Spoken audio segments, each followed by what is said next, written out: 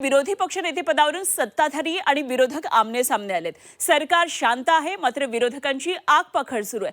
संख्याबळावरून सरकारनं मवियाला डिवचलं सुद्धा। दोन्ही सभागृहांना विरोधी पक्ष नेताच नाहीये आणि विधिमंडळ इतिहासामध्ये पहिल्यांदाच विरोधकांवर एक प्रकारे नामुष्की आलेली आहे। विधिमंडळ हिवाळी अधिवेशन आज सुरू होत आहे, मात्र पहिल्यांदाच दोन्ही सभागृहामध्ये विरोधी पक्षनेता नसणार आहे आणि या मुद्द्यावरून विरोधक आणि सत्ताधारी आमने सामने आल्याचं पाहायला मिळालंय।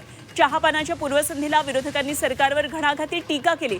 सरकार विरोधकांना घाबरत असल्यानंच पद रिक्त ठेवलं जात असल्याचा टोला लगावलाय। तर विरोधकांच्या या आगपाखडीनंतर सरकारकडून संयमी असं उत्तर दिलेलं आहे आणि प्रस्तावावर योग्य वेळी निर्णय घेऊ असं उत्तर सत्ताधाऱ्यांकडून देण्यात आलंय।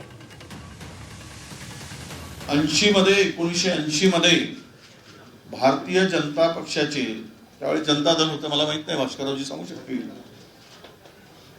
14 आमदार होते। त्यावेळेस सुद्धा विरोधी पक्षनेतेपद दिलं गेलं होतं। 2085 मध्ये भारतीय जनता पक्षाचे 16 आमदार होते, तरी पण त्यावेळेस विरोधी पक्षनेतेपद दिलं गेलं होतं।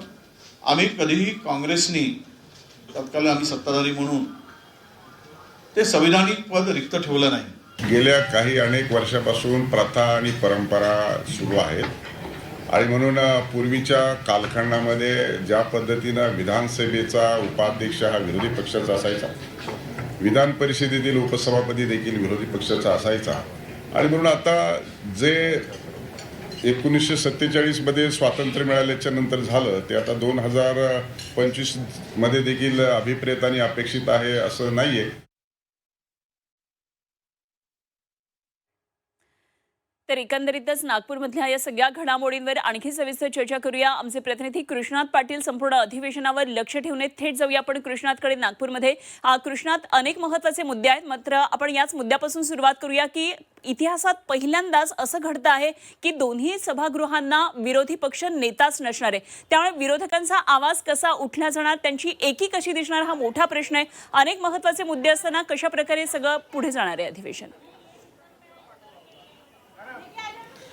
अनुपमा, मुद्दे जास्त आहेत आणि दिवस कमी आहेत अशा प्रकारचं हे अधिवेशन आहे। केवळ 7 दिवसांमध्ये महाराष्ट्रातले सगळे प्रश्न तर आहेत, केवळ राजकीय प्रश्न देखील उपस्थित होताना दिसत आहेत। त्यामध्ये प्रामुख्यानं विरोधी पक्षनेत्याचा मुद्दा हा दोन्ही सभागृहामध्ये गाजण्याची शक्यता आहे। त्यावरून विरोधक आक्रमक होऊ शकतात। कालच त्यांनी त्या संदर्भात जी पत्रकार परिषद घेतली गेली होती त्यामध्ये इरादा स्पष्ट केलेला आहे आणि तुम्हाला सरकार चालवायचं असेल, अधिवेशन चालवायचं असेल तर चालवा विरोधी पक्षनेत्यांच्या विना, आणि त्यासाठी विरोधकांची काय गरज आहे, एकतर्फी तुम्ही सरकार अधिवेशन चालवू शकता असं ते देखील त्यांनी मत व्यक्त केलेलं आहे। त्यामुळे त्याचे पडसाद नक्कीच या अधिवेशनाच्या पहिल्या दिवसापासून उमटू शकतात। आजचा पहिला दिवस आहे आणि आज शोक प्रस्ताव असेल आणि ज्या पुरवणी मागण्या आहेत, जवळपास 2.5 लाख कोटींच्या पुरवण्या मागण्या ह्या आज मांडल्या जाणार असल्याची शक्यता वर्तवली जात आहे आणि त्या पुरवण्या मागण्या मंजूर करण्याचं आव्हान देखील सरकारपुढे आहे।